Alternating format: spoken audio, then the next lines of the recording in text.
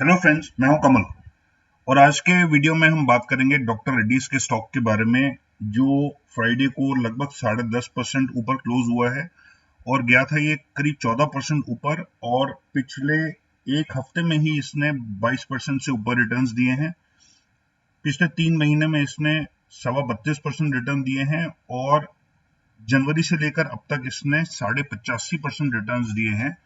तो अब आज के वीडियो हम पूरा डिटेल में इसका डिस्कशन करेंगे कि इसका आगे करना क्या है, ये कितना ऊपर और जा सकता है, और इसका फंडामेंटल और टेक्निकल एनालिसिस, साथ में इसका चार्ट भी आपको दिखाऊंगा, इसके न्यूज रिलेटेड आइटम्स भी आपको दिखाऊंगा, और इसका आगे क्या एनालिस्ट का व्यू है वो भी आपको दिखाऊंगा। तो मेरे साथ वीडियो के अंत तक बने रहिएगा अगर आपको इसके बारे में पूरी जानकारी चाहिए और अगर आप इसका फायदा उठाना चाहते हैं। तो चलिए वीडियो को शुरू करते हैं। तो सबसे पहले न्यूज की बात करते हैं कि जिन कारणों की वजह से डॉक्टर रेड्डीज अभी तक ऊपर गया है रिसेंटली, खास करके पिछले कुछ समय में। तो सबसे पहली बात इंपॉर्टेंट तो ये है कि गिलियड एक कंपनी है जिनके कोलैबोरेशन के साथ में इनको अप्रूवल मिला है कोविड-19 की वैक्सीन बनाने का। और वो वैक्सीन डॉक्टर रेड्डीज प्रोड्यूस करेगा रेडिक्स के नाम से इंडिया में, और 127 कंट्रीज में वो बेच सकते हैं इंक्लूडिंग इंडिया। तो एक इंपॉर्टेंट और बहुत ही क्रिटिकल फैक्टर डॉक्टर रेड्डीज के पॉजिटिव होने का ये है। दूसरा इंपॉर्टेंट बात ये है कि एक आर्थराइटिस पेन के लिए यूएस मार्केट्स के लिए इन्होंने एक जेल बनाई है जिसका काफी पॉजिटिवली लिया जा रहा है। तो ये दो मेन इंपॉर्टेंट न्यूज थी बहुत रिसेंटली डॉक्टर रेड्डीज के लिए जो फेवरेबल थी। और जैसे आप सभी जानते होंगे कि जब से कोविड-19 शुरू हुआ है, खास करके मार्च के महीने से, तब तक डिफेंसिव सेक्टर्स जो हैं जैसे कि एफएमसीजी हो गया और फार्मा हो गया, ये ज्यादा बेटर कर रहे हैं, क्योंकि बाकी कंपनीज की सेल्स कंपैरेटिवली थोड़ा इफेक्ट होने की उम्मीद थी, थोड़ा डाउन होने की। लेकिन एफएमसीजी सभी लोग यूज करते हैं और दवाइयां भी सभी को चाहिए, तो फार्मा सेक्टर ने बहुत अच्छा परफॉर्म किया है और उनमें से सबसे बेस्ट परफॉर्मेंस डॉक्टर रेड्डी की रही है अभी तक। तो ये दो मेन जो इनके न्यूज आइटम्स थे वो थे। अब हम बात करते हैं इनके स्ट्रेंथ्स, वीकनेसेस, अपॉर्चुनिटीज और थ्रेट्स की। तो सबसे पहला ये है कि ये करंटली 52 वीक हाई पे है। दूसरा, इनका जो रिटर्न ऑन एसेट्स है वो पिछले 2 सालों से बहुत बढ़िया कर रहा है, और इनका जो एफिशिएंसी है और इनका जो प्रॉफिट जनरेशन है वो और एसेट मैनेजमेंट जो है वो काफी बेटर होता रहा है। तीसरा, कंपनी का जो डेट है वो काफी कम है, बहुत अच्छी बात है, क्योंकि डेट रिडन कंपनीज को सबसे ज्यादा दिक्कत होती है खास करके एडवर्स टाइम्स में। कैश जनरेटिंग एबिलिटी इनकी काफी अच्छी है और कैश फ्लो जो है इनकी पिछले 2 सालों से थोड़ा इंप्रूवमेंट आ रही है, दिख रही है।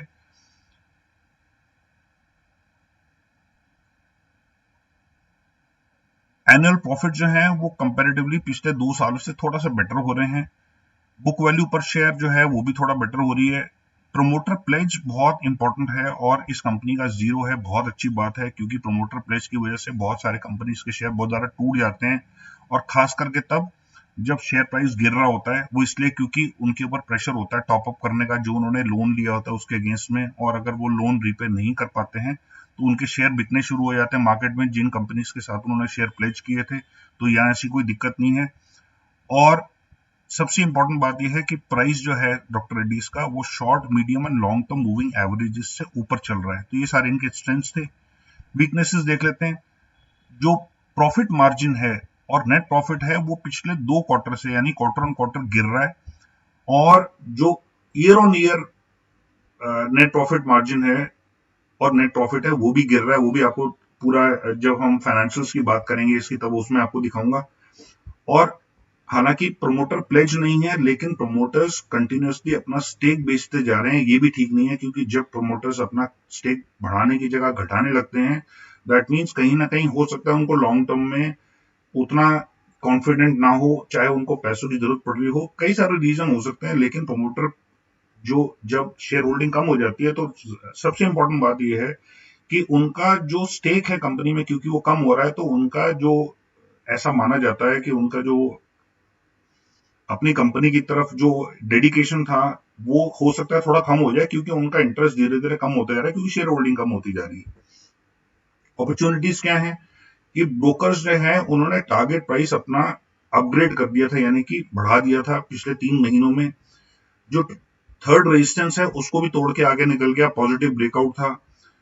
जो 52 वीक लो था इसका, उससे हाईएस्ट रिकवरी हुई है, जैसे मैंने आपको पहले बताया था। काफी ज्यादा वॉल्यूम्स के साथ में काफी ज्यादा प्राइस बढ़ रहा है, which is very good. Volume के साथ जब प्राइस बढ़ता है तो बहुत अच्छा माना जाता है, बड़ी स्ट्रेंथ दिखाई देती है, और इनसाइडर्स जो थे कंपनी के वो भी शेयर्स को खरीद रहे हैं। थ्रेट्स क्या है? तो फर्म जो है वो रेगुलेटरी इन्वेस्टिगेशन और लीगल केसेस में फंसी हुई है। ये कभी भी अच्छा नहीं रहता, क्योंकि कभी भी कोई एडवर्स डिसीजन आ जाए कंपनी के अगेंस्ट तो उससे काफी स्टॉक प्राइस में टूटने की संभावना रहती है, काफी ज्यादा गिरने की संभावना रहती है। नेगेटिव ग्रोथ हो रही है कंपनी में और प्रोमोटर्स जो हैं वो अपनी शेयर होल्डिंग घटा रहे हैं, तो नेगेटिव ग्रोथ हमेशा कंसर्न रहता है, क्योंकि वैल्यूएशन जब मार्केट देती है कंपनी को तो उनकी ग्रोथ के बेसिस पे ही देती है। और ये भी देखा जाता है कि प्रोमोटर्स का स्टेक कितना है, क्योंकि जितना ज्यादा स्टेक होगा उतना ही ज्यादा प्रोमोटर्स अपनी कंपनी में इंटरेस्ट लेंगे, उतना ही कंपनी को अच्छे से बढ़ाएंगे। लेकिन जैसे जैसे प्रोमोटर्स की शेयर होल्डिंग कम होती जाती है वैसे ही मार्केट को थोड़ा कंसर्न बढ़ता जाता है। नॉन कोर इनकम में इंक्रीज हो रहा है ट्रेंड, ये अच्छी बात नहीं है, क्योंकि जो मेन कंपनी की इनकम आनी चाहिए वो हमेशा अपने कोर प्रोडक्ट से ही आनी चाहिए, कोर बिजनेस से ही आनी चाहिए। नॉन कोर इनकम बढ़ने से उतना अच्छा नहीं माना जाता है, क्योंकि वो अपने बेसिक एरिया से डाइवर्ट करके पैसा कमा रहे हैं, विच इज नॉट गुड। और पी रेशियो जो है स्टॉक का, प्राइस टू अर्निंग्स रेशियो, वो बहुत ज्यादा है, 40 से ऊपर, जो कि बहुत ज्यादा प्राइसी माना जाता है। और जब भी पी रेशियो ज्यादा होता है नॉर्मली स्टॉक में ऐसा देखा गया है कि सेलिंग भी आ सकती है। स्टैटिस्टिक्स की बात कर लेते हैं। तो सबसे पहले देखें earning per share trading 12 months, TTM होता है ट्रेडिंग 12 मंथ्स। तो अर्निंग पर शेयर 200 का है, विच इज गुड। लेकिन आप देखेंगे कि ये जो येलो में फिगर्स हैं ये स्टैंडअलोन है, और जो ब्लू में फिगर्स है कंसोलिडेटेड है। तो आप देखिए कि कंसोलिडेटेड जो है वो लगभग आधा है, ऑलमोस्ट आधा from standalone, which is not good. क्योंकि कंसोलिडेटेड, जब आप कंसोलिडेटेड का मतलब है कि आपकी कुछ और भी कंपनीज हैं मेन कंपनी के अलावा, और उनका सबका टोटल कंबाइंड जो ईपीएस है ये वो दर्शा रहा है। तो जो कंसोलिडेटेड का आपको जो बाकी की कंपनीज थी वो आपके प्रॉफिट में, आपके बिजनेस में ऐड ऑन करना चाहिए, और उनकी वजह से आपका ईपीएस बढ़ना चाहिए, ना कि घटना चाहिए। तो कम ईपीएस जो है वो ये दर्शा रहा है कि इसका मतलब बाकी की कंपनी शायद उतना अच्छा नहीं कर रही है, इसीलिए मेन कंपनी का ज्यादा है और बाकी कंपनीज का उतना नहीं है।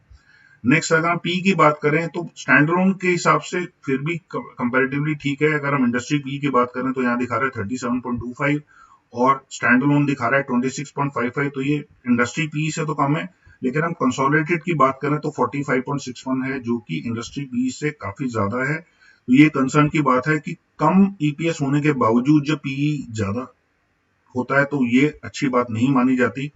प्राइस टू बुक अगर आप देखें तो मोर और लेस सेम है, इनफैक्ट स्टैंडअलोन का प्राइस टू बुक ज्यादा है। दैट मींस जो प्राइस कंपनी का दिया हुआ है मार्केट ने वो स्टैंडअलोन पे ज्यादा दिया है और इस पे कंसोलिडेटेड पे कम दिया हुआ, तो ये भी अच्छा नहीं माना जाए। तो जब 4 से 5, 3 से 5 के बीच में प्राइस टू बुक फिर भी थोड़ा रीजनेबल होता है, 5 से जैसे ऊपर जाता है थोड़ा सा स्ट्रेच माना जा सकता है, अनलेस उस कंपनी का ग्रोथ रेट बहुत ही ज्यादा हो और वो उसके फाइनेंशियल्स में रिफ्लेक्ट करना चाहिए। तो जब हम अभी फाइनेंशियल देखेंगे उसमें सारा क्लियर हो जाएगा कि इतना price to book company deserve करती है कि नहीं करती। और उसके अलावा एंड में मैं आपको एक बहुत ही ज्यादा इंपॉर्टेंट चीज दिखाऊंगा, तो एंड आप जरूर देखिएगा। और बीच में भी जो चीजें मैं आपको दिखाने वाला हूँ, जो चार्ट्स दिखाने वाला हूँ, जो और चीजें दिखाने वाला हूँ, वो भी आपके लिए बहुत रिलेवेंस रखेंगी इस कंपनी को समझने में और इसका प्राइस का समझने में और आगे की फ्यूचर मूवमेंट समझने में। और हाँ, एक और इम्पोर्टेंट बात यह है कि जो भी लोग मेरे टेलीग्राम चैनल को सब्सक्राइब करना चाहते हैं तो मेरे टेलीग्राम चैनल का लिंक डिस्क्रिप्शन में दिया हुआ है, आप उसमें ज्वाइन कर सकते हैं, which is a totally free of cost channel. अच्छा, इसकी बुक वैल्यू अगर हम देखें तो लगभग ऑलमोस्ट सेम है, कंसोलिडेटेड में बल्कि ज्यादा बुक वैल्यू है, लेकिन ईपीएस फिर भी कम है। और डिलीवरेबल सबसे इंपॉर्टेंट बात यह है, डिलीवरेबल्स ये दिखाते हैं कि कितने लोग उस स्टॉक को रखना चाहते हैं, क्योंकि डिलीवरेबल परसेंटेज अगर कम होती है, खास करके 50% से कम, दैट मींस जो भी मूवमेंट हो रही है वो स्पेकुलेटिव मूवमेंट है, that is not some any movement which people want to take home. तो वो जितना भी वो प्राइस को बढ़ा रहे हैं घटा रहे हैं वो सब स्पेकुलेटिव बेसिस पे हो रहा है, they are not actually giving delivery of the stock. तो सिर्फ 10% लोग ही डिलीवरी बेसिस पे खरीद रहे हैं, बाकी की जितनी भी मूवमेंट हुई वो सारी की सारी स्पेकुलेटिव थी। तो ये भी अच्छा नहीं है। डिलीवरी परसेंटेज कम, यानी कि स्टॉक में ज्यादा दम होता, स्टॉक के जो फ्यूचर प्रोस्पेक्ट्स होते हैं वो बहुत ब्राइट होते हैं, बहुत स्ट्रॉन्ग ग्रोथ होती है, तो डिलीवरी परसेंटेज ज्यादा होती, ये ज्यादा नहीं है इस समय। नेक्स्ट अगर हम बात करें फाइनेंशियल्स की, तो फाइनेंशियल्स में आप देखेंगे कि जुलाई से लेकर अब तक की सेल्स में करीब 600 करोड़ से भी कम का फर्क है, और उससे ज्यादा सेल्स मार्च क्वार्टर में हो चुकी हैं और सितंबर क्वार्टर में हो चुकी हैं। और इनफैक्ट जो दिसंबर क्वार्टर था उसमें भी बहुत ज्यादा फर्क था नहीं, सिर्फ करीब 29 करोड़ का ही फर्क है। लेकिन ये जो है ये थोड़ा सा ज्यादा था, करीब 22 करोड़ ज्यादा था, ये करीब 400 करोड़ ज्यादा था।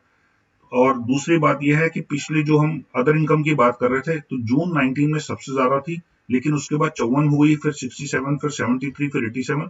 तो धीरे धीरे पिछले 3 क्वार्टर्स में कंटिन्यूसली पिछले क्वार्टर से ज्यादा बढ़ रही है अदर इनकम, जो हम बात कर रहे थे नॉन कोर इनकम। तो टोटल इनकम जो है अगर हम देखें तो मार्च क्वार्टर के कंपैरिजन में और दिसंबर क्वार्टर के कंपैरिजन में कुछ बहुत ज्यादा ग्रोथ था नहीं इसमें। और इनफैक्ट सितंबर क्वार्टर का जो टोटल इनकम था वो काफी ज्यादा था, और जून क्वार्टर में और इस क्वार्टर में बहुत ज्यादा फर्क है नहीं, करीब 250 करोड़ का भी फर्क नहीं है। और अगर हम एक्सपेंडिचर की बात करें तो एक्सपेंडिचर में थोड़ा सा इंप्रूवमेंट आया है as compared to the last few quarters. लेकिन अगर हम जून से बात करें तो जून से एक्सपेंडिचर थोड़ा ज्यादा ही रहा है, ऑलमोस्ट 200 करोड़ का। लेकिन पिछले 2-3 क्वार्टर से थोड़ा सा कम हुआ है, विच इज गुड, खास करके पिछले 2 क्वार्टर से। तो 1400 करोड़ करीब यहाँ कम हुआ है और 200 करोड़ करीब यहाँ कम हुआ है। इबिट अगर आप बात करें तो इबिटा में ये नेगेटिव था 500 करोड़, लेकिन उसके अलावा अगर हम देखें तो बहुत ज्यादा कुछ फर्क है नहीं, खास करके इन दोनों क्वार्टर से। इससे अगर हम कंपेयर करें पिछले एक साल से, तो करीब 30 करोड़ का, 30-34 करोड़ का ही पॉजिटिव मूवमेंट है। इससे थोड़ा ज्यादा है, इससे भी थोड़ा ज्यादा है, और इससे तो खैर काफी ज्यादा है क्योंकि नेगेटिव ही था।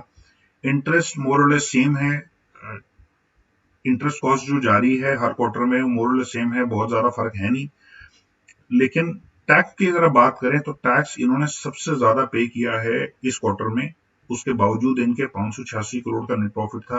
लेकिन अगर हम बात करें नेट प्रॉफिट की, पिछले क्वार्टर में वो काफी ज्यादा था, सितंबर 2019 की बात करें तो वो काफी ज्यादा था, और इनफैक्ट जून 2019 में भी काफी ज्यादा था।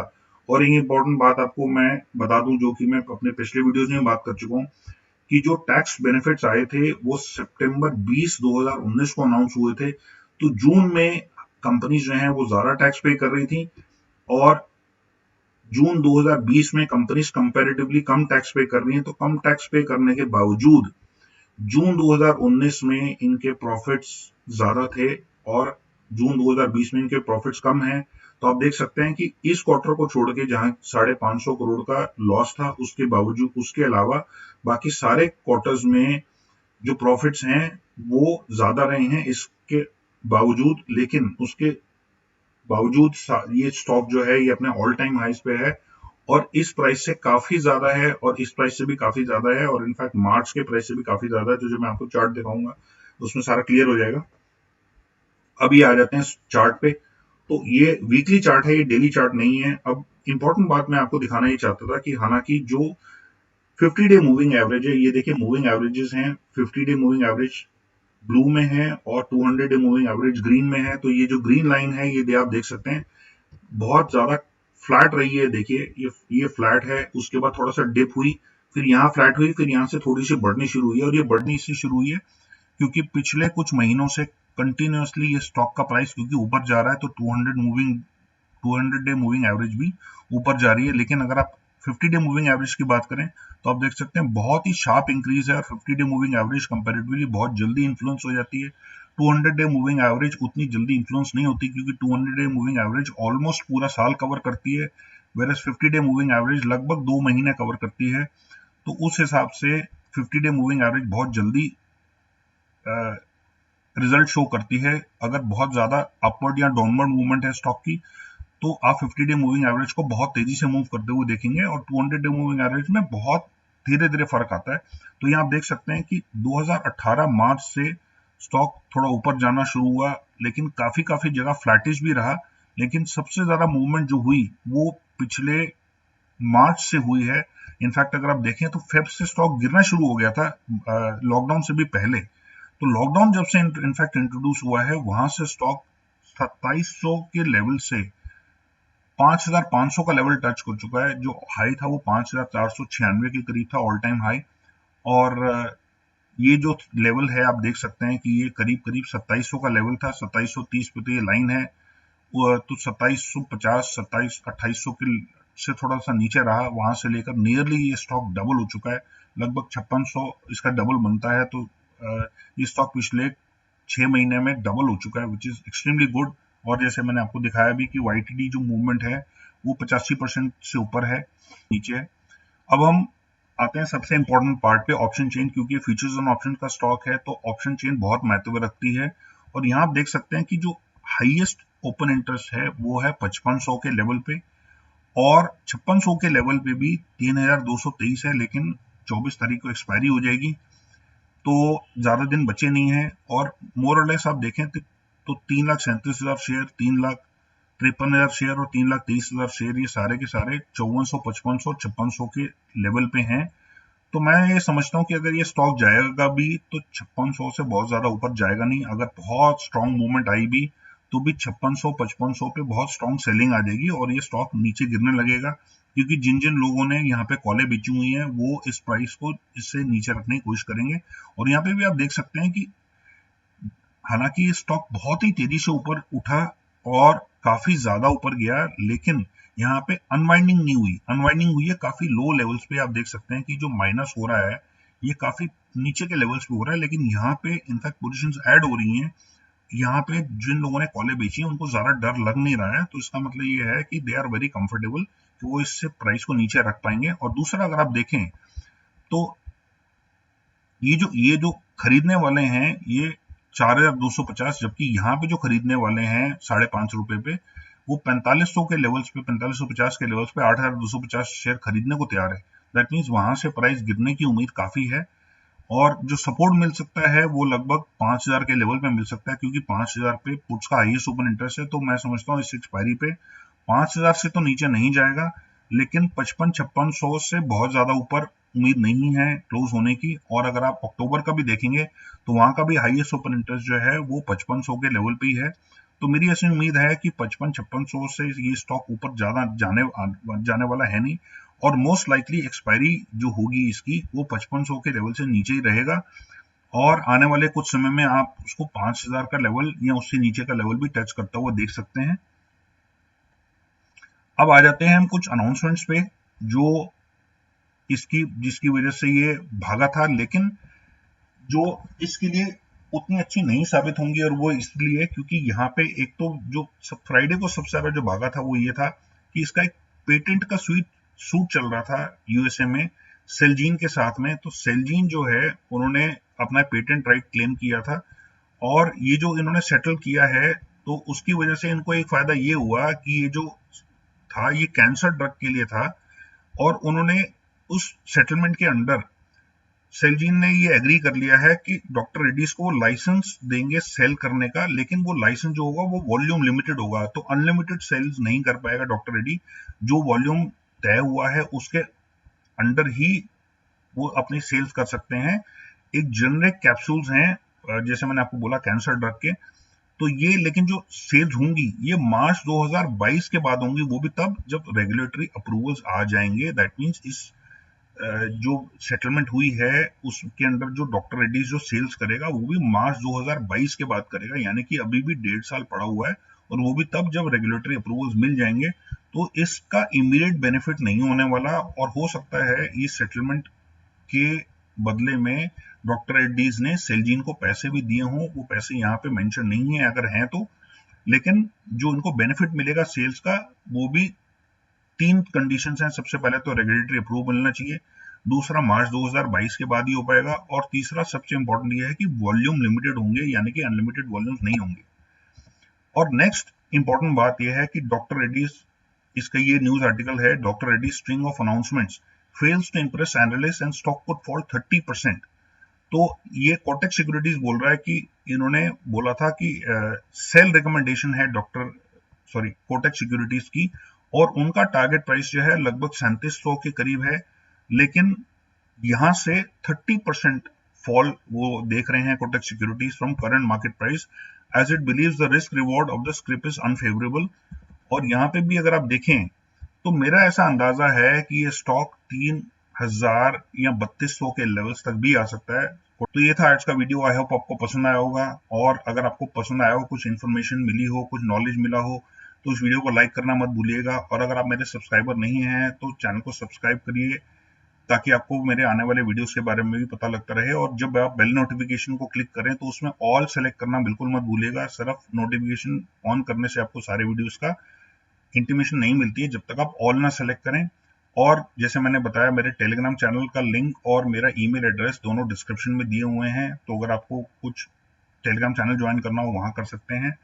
और ईमेल, अगर आपको मेरा कुछ लिखना हो, कुछ पूछना हो, कोई सजेशन देने हो, तो आप मेरे ईमेल पे भी लिख सकते हैं। Thank you so much for watching this video and take care and God bless.